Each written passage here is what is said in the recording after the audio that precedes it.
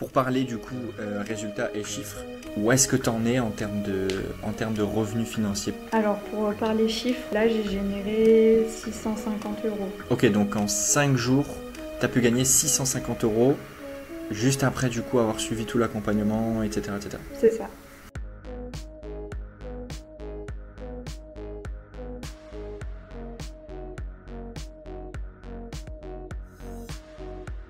Hello Claire, comment tu vas? Eh ben très bien, et toi?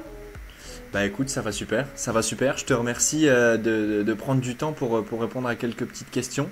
On va pouvoir échanger sur ta situation. On va pouvoir aussi parler un petit peu de ta transformation et ta transition vers le métier de coach décisionnel.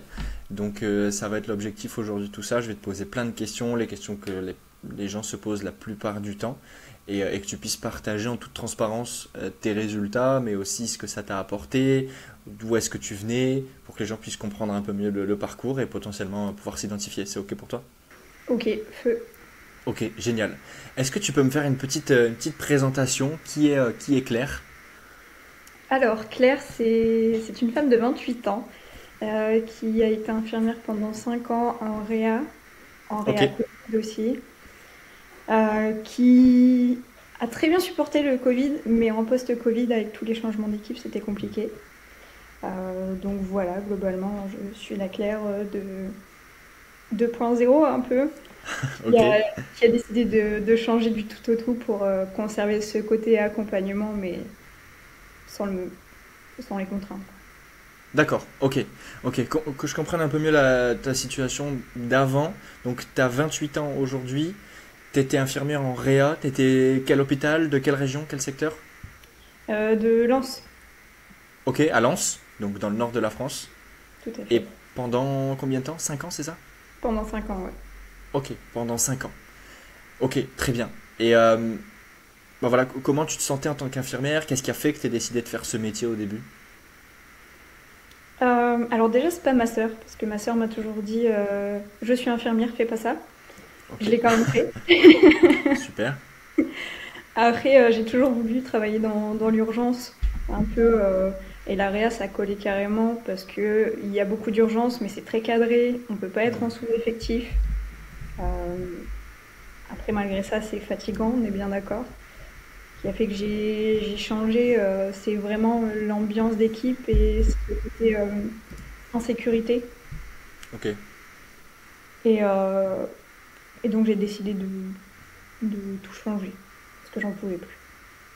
Ok, qu'est-ce qui fait justement que tu aies décidé de tout changer? C'était quoi réellement les conditions que tu vivais? Comment tu te sentais? Je me sentais débordée en fait dans tous les sens, épuisée, débordée. J'arrivais plus à lier ma vie perso avec ma vie pro. Et c'est aussi, et surtout, c'est j'arrivais pas à être en sécurité quand je pratique et Hmm. être au top pour les patients, niveau relationnel. Et ça, pas du tout en accord avec mes valeurs. Du coup, c'est ça qui m'a mis un peu la puce à l'oreille et je me suis dit, bah non, en fait, ça va pas. D'accord. Ok, ok. Et avant justement de rejoindre l'académie IDE, on y reviendra juste après, t'en étais où? T'étais encore infirmière? T'avais complètement stoppé? Où est-ce que t'en étais à ce moment-là? J'avais démissionné. J'avais tenté un peu l'intérim et en fait, je me suis rendu compte que même en intérim, même alors, je savais qu'ailleurs c'était pas non plus parfait, mais je me suis dit peut-être un autre service et en fait non, j'ai vrillé, j'en pouvais plus quoi. Et après, du coup, j'ai totalement stoppé et je suis tombée sur vous le lendemain pour le coup. D'accord, ok, donc t'es tombé sur nous le lendemain. T'as stoppé pour quelle raison? C'était quoi? C'était un burn-out? C'était vraiment arrêt complet, j'en peux plus? C'était quoi? Ouais, vraiment arrêt complet, j'en peux plus.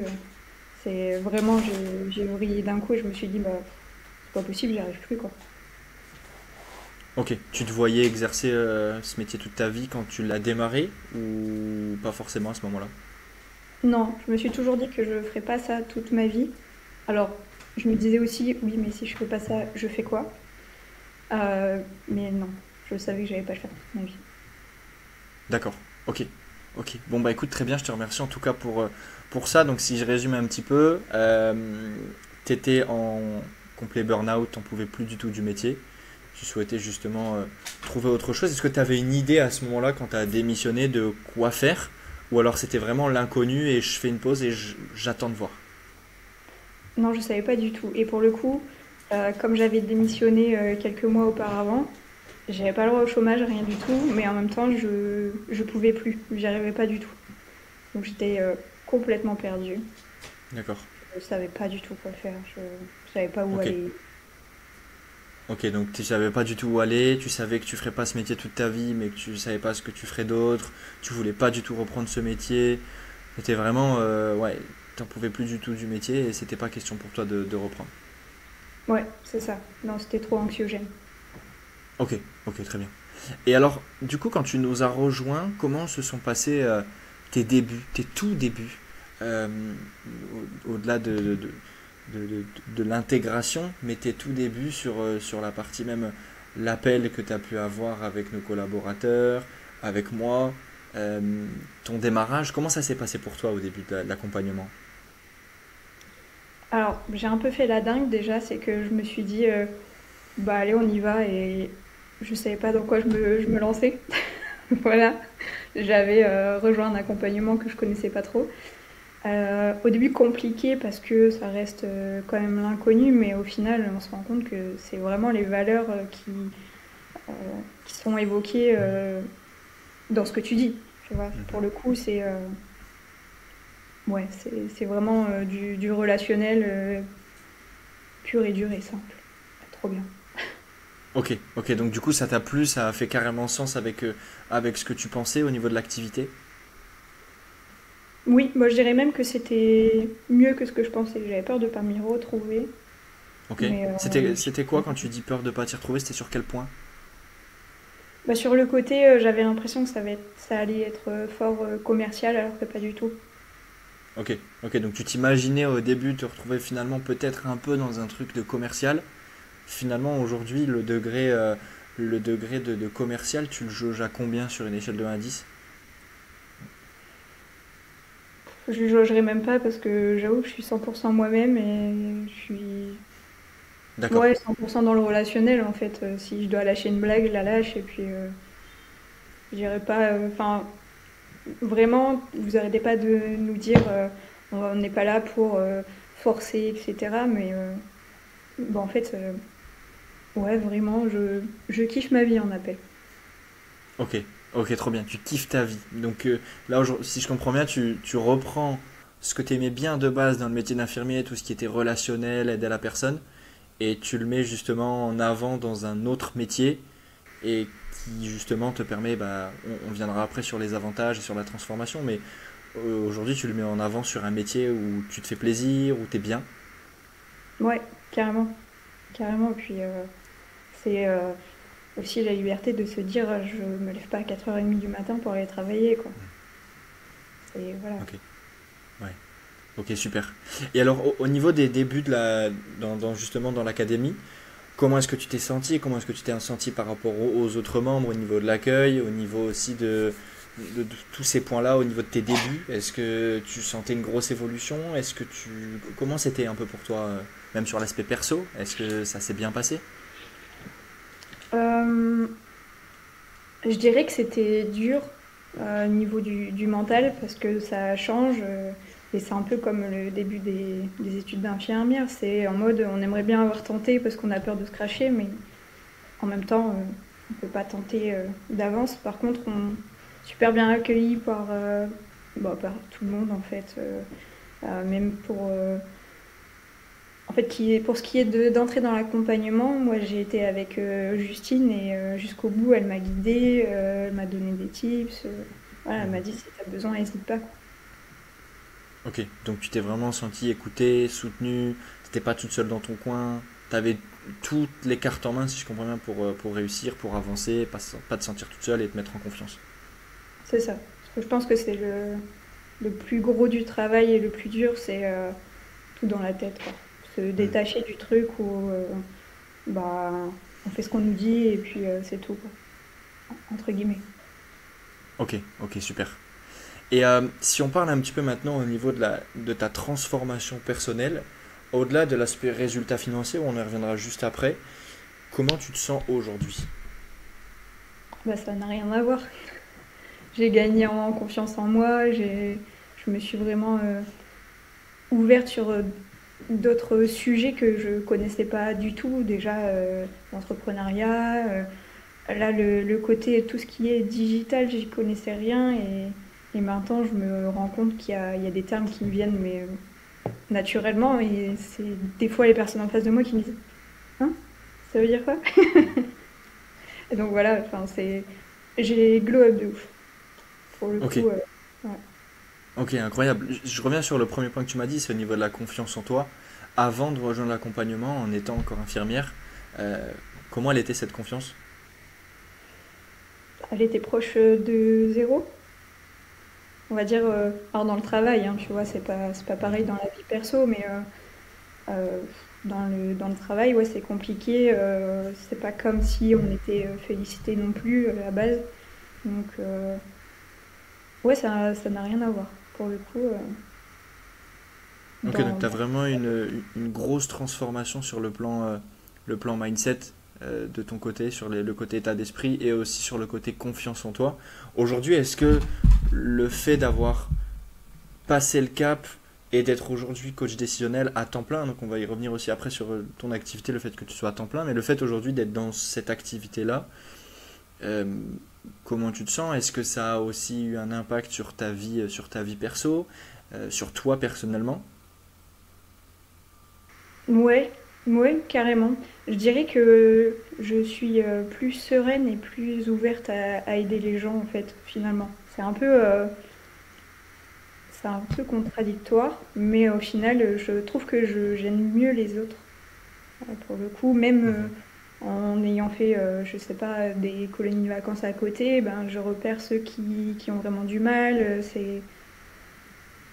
Ouais, j'ai perdu le fil de ce que tu m'as vraiment demandé, mais globalement, c'est ça.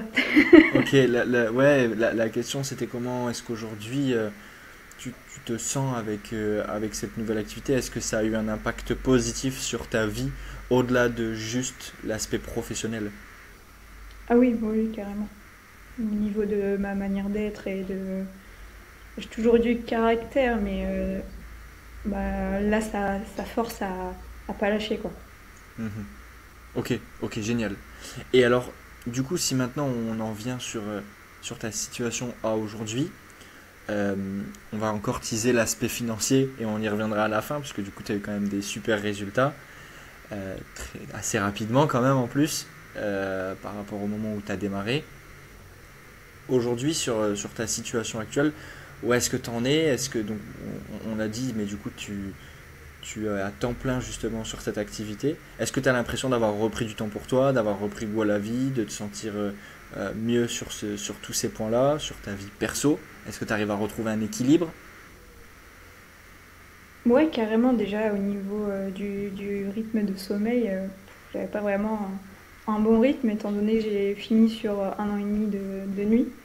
Donc là, déjà, au niveau du corps, c'est mieux. On va pas se le cacher. Et puis, bah, il y a aussi ce côté où, bah, si on a un impératif, on peut bloquer un créneau et voilà, Mhm. enfin, c'est l'avantage de l'auto-entrepreneuriat, on va dire.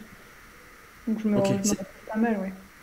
C'était quoi tes objectifs avant de nous rejoindre? Trouver quelque chose qui me plaît et avec lequel je peux gagner ma vie. On va dire que c'était Ok, pas très précis, honnêtement, j'étais ok, perdue de ouf. ok. Donc c'était quelque chose qui te plaît et qui te permet justement de gagner ta vie. Aujourd'hui, par rapport à ça, t'en es satisfaite à combien d'avoir trouvé cette solution? Sur 10, j'imagine? Ouais, sur une échelle de 1 à 10. Bah 10 carrément. 12.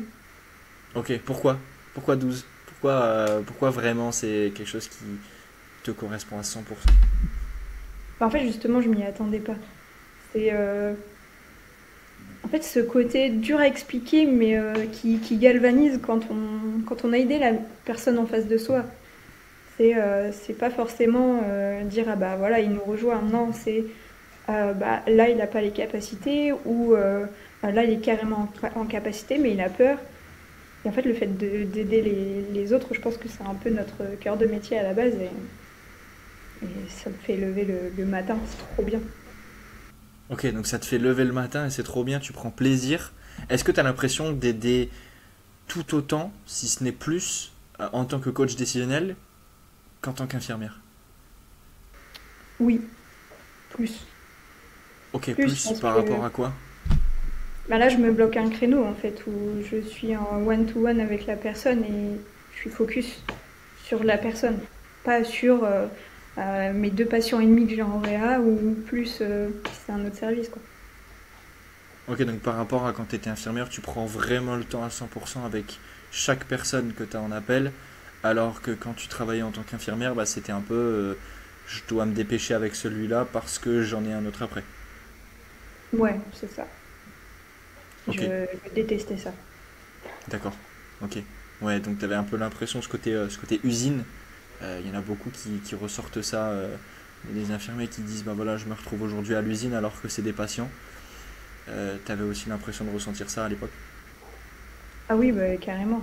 Carrément, c'est usine. Et puis en plus, on va pas se le cacher, l'hôpital de Lens, on va dire qu'à 4 heures du matin, ça m'est déjà arrivé de transférer un patient en Covid parce que ça fuyait sur lui dans son lit, quoi, tu vois.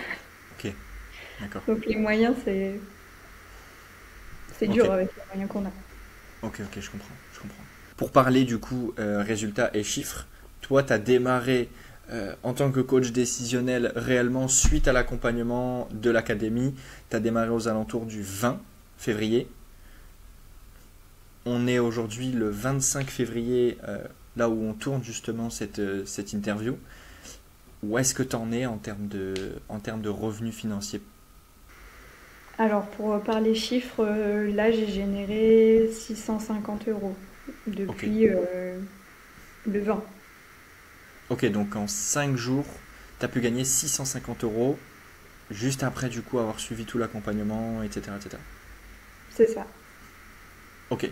Et tout ça en travaillant à peu près combien d'heures par jour? Bah, alors, pas tant, parce qu'on va dire que je l'ai fait en deux rendez-vous, là. Mais, donc, deux rendez-vous de une heure et demie, allez. Parce que je prends mon temps, mais après, c'est tous les à côté aussi. Faut pas se dire, voilà, j'ai deux Bien sûr. rendez-vous, pas que pendant les deux rendez-vous. Mais là, concrètement, oui, en Ok, deux donc au heures. total, au-delà des deux rendez-vous, avec tous les à côté, les choses comme ça, aujourd'hui tu as un rythme de travail, tu travailles à peu près combien d'heures par jour? Je compte pas travailler 12 à 15 heures. Après, je pense qu'il faut se donner les moyens. Donc pour l'instant, j'ai pas de limite, mais c'est parce que c'est moi qui me les fixe pas. D'accord, ok, ok. Quels sont toi personnellement tes objectifs avec cette activité, avec le fait d'être coach décisionnel? Combien est-ce que tu aimerais pouvoir gagner tous les mois par la suite? Au moins 2000. Après, on va aller chercher plus parce qu'il y a des ambitions. Mais l'idée, c'est moi, je dirais même 2500 parce qu'il faut vivre confortablement. Et il y a des charges aussi, faut Mhm. pas oublier. Mais ouais, l'idée, c'est de gagner assez, de mettre de côté et après me barrer à l'autre bout du monde. Ok, te barrer à l'autre bout du monde, tu veux bouger un petit peu, voyager.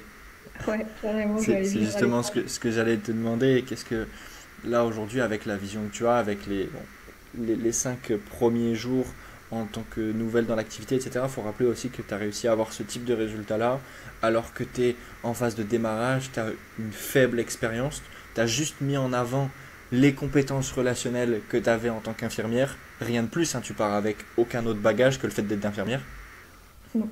Donc tu as juste mis en avant tes compétences relationnelles et justement que tu as retravaillé au sein de l'académie avec le plan d'action qu'on t'a mis en place et les coachings et les suivis qui t'ont permis justement d'avoir ce type de résultat en 5 jours. Aujourd'hui, qu'est-ce que tu projettes? Est-ce que tu as des voyages à faire en tête? C'est quoi la prochaine destination? La prochaine destination,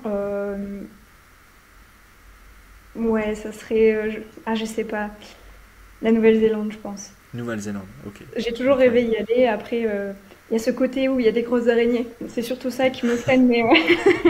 Ok, Mais ça sera un rêve d'y aller. ok, bon bah écoute, super, bah, ce qu'on fera c'est qu'on se refera une deuxième interview dans les prochains mois quand il sera, et comme ça on pourra voir par rapport à cette évolution.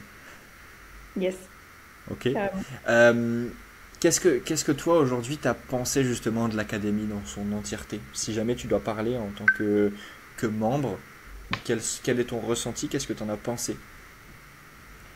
Alors déjà, moi j'ai pris le mentorat et parce que j'en avais vraiment besoin pour le coup, je pensais pas m'en sortir seule et j'ai eu raison et grâce au coaching en fait, bah, j'ai décollé. Vraiment, c'est ça qui m'a fait décoller, que ce soit coaching perso ou coaching collectif. Enfin, pour le coup, vous prenez le temps de bien nous expliquer et s'il y a quelque chose qu'on comprend pas ou on n'y arrive pas, des points faibles, bah, vous lâchez pas quoi. Ok. Est-ce qu'il t'a manqué quelque chose dans l'accompagnement? Non, non, pas du tout. Enfin, rien qui Ok. me vienne.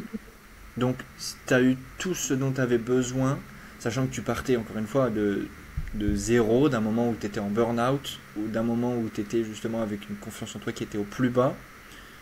Tu nous as rejoints, tu nous as fait confiance sur tout le plan d'action qu'on a mis en place avec toi. On a travaillé ensemble sur des coachings et tu as pu en arriver là où tu en es aujourd'hui. Ouais, ouais, globalement c'est ça. Et je partais de loin au niveau confiance en moi, etc. Et même connaissance, hein, c'est pas du tout un milieu où on a l'habitude. Donc ouais, carrément. Ok. C'est quoi pour toi la plus grosse force de l'accompagnement dans l'académie? Quel a été pour toi le facteur qui a fait que? L'entraide. Ok. Parce que dès que... L'entraide avec la communauté ou Ouais, avec c'est nous ça, aussi? carrément. Bah les deux. Hein, dès qu'on demande est-ce que quelqu'un peut s'entraîner, parce que là j'ai fort besoin, il y a toujours quelqu'un qui répond ah bah moi j'ai des dispos là, là, là. Et puis bon, en fait il y a énormément d'entraide. On se pousse vers le haut et je pense que c'est un peu ce qu'on recherche dans une équipe à la base, quoi. Mhm. Ok, donc vraiment de pouvoir t'y retrouver avec une communauté aujourd'hui, avec que des infirmières et des infirmiers qui sont hyper bienveillants, qui sont là pour l'entraide, et le fait aussi, si j'ai bien compris, qu'on soit présent pour faire nous-mêmes les coachings, et pas que ce soit forcément quelqu'un d'autre, c'est nous-mêmes qui faisons les analyses, les retours, les coachings individuels et toutes ces choses-là. Ouais, ça, enfin, c'est vraiment un point fort. Parce qu'on se sent vraiment en proximité, tu vois. C'est pas comme si on intégrait une grosse école, une grosse organisation où bah, la personne à la tête, on la voit jamais, quoi. Hmm. Ok, bah écoute, super, merci en tout cas Claire pour tout ça. J'ai une dernière question. Euh, Qu'est-ce que toi aujourd'hui tu dirais à une personne qui nous regarde, qui t'écoute et qui hésiterait de se lancer? Ça fait peur, on est bien d'accord. Sauf que si on n'a pas peur dans la vie, on n'arrive à rien. Donc, c'est pas qu'il faut pas hésiter à se lancer, mais presque. C'est, la peur, ça fait prendre des grandes décisions, et puis les grandes décisions, ça change la vie. Mhm. Qu'est-ce qu'elle risque une personne qui se lance aujourd'hui? Bah, pas grand-chose, parce que, en fait, si on se donne les moyens, c'est possible pour tout le monde. J'en suis la preuve vivante. Ok, Donc, ok, ouais, pas grand-chose, au final. D'être ok. mieux. Parce que toi, tu as un parcours justement qui t'avait complètement arrêté le métier, mais quelqu'un qui est encore infirmière aujourd'hui, qui a encore son poste, qu'est-ce qu'elle risque concrètement de se lancer avec nous par exemple? Bah, rien, parce elle maintient son salaire, finalement. Et puis après, il y a toujours possibilité de être une mise en dispo, des choses comme ça. Donc, pour moi, pas grand-chose. Ok, bah écoute, super, je te remercie en tout cas Claire pour le temps. Je vais te laisser justement pouvoir retourner au travail, si on peut dire ça, Yes. qui est du coup de chez toi, hein, de chez toi, on est bien d'accord, du coup ça t'évite Ouais. de devoir travailler, voilà, c'est ça. En tout cas, merci beaucoup pour le temps, et en tout cas, on se dit à très bientôt, du coup, nous en coaching, et, et voilà, À bientôt! à bientôt.